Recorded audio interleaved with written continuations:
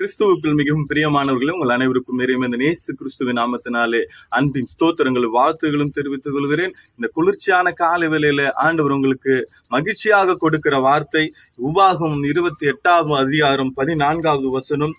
கர்த்தர் உன்னை வாளாக்காமல் தலையாக்குவார், நீ கீழாகாமல் மேலாவாய். அல்லேலூயா. இந்த காலை வேளையில ஆண்டவர் ஒரு உன்னதமான வாக்குத்தத்தமான வார்த்தையை உங்களுக்காக கொடுத்திருக்கிறார். நீங்கள் வாளாக அல்லாமல் தலையாக நீங்கள் மாறுவீர்கள், நீங்கள் கீழாக அல்லாமல் மேலாக மாறுவீர்கள் என்று இந்த காலை வேளையில உங்களுக்காக ஆண்டவர் இப்படிப்பட்ட வார்த்தையை கொடுத்திருக்கிறார். நம்முடைய வாழ்க்கையிலே நாம் எப்போதுமே மேலாக உயர வேண்டும் அல்லது தலையாக இருக்க வேண்டும் என்று விரும்புகிறோம். நாம் பணி செய்கிற இடத்துல அல்லது படிக்கிற இடத்துல அல்லது நம்முடைய குடும்பத்துல நாம் எப்போதும் தலையாக இருக்க வேண்டும், நாம் மேலாக உயர வேண்டும் என்பதே நம்முடைய விருப்பமாக ஆசையாக இருக்கிறது. எனவே இந்த காலை வேளையில அப்படி விரும்பி கொண்டிருக்கிற, அப்படி ஆவலோடு இருந்து கொண்டிருக்கிற உங்களுக்காக ஆண்டவர் இந்த வார்த்தையை கொடுத்திருக்கிறார். நீங்கள் உங்களுடைய வாழ்க்கையிலே நீங்கள் பணிபுரிகிற இடத்துல, குடும்பத்துல, நீங்கள் இருக்கிற வசிக்கிற இடத்துல, படிக்கிற இடத்துல ஆண்டவர் நிச்சயமாகவே உங்களை தலைகளை உயர்த்துவேன் என்று சொல்லுகிறார். வேதத்துல பார்க்கும்போது அநேக மக்களை ஆண்டவர் உயர்த்தி இருக்கிறதை நாம் பார்க்கிறோம். சாதாரணமாக ஆடு மேய்த்து கொண்டிருந்த தாவீதை ராஜாவாக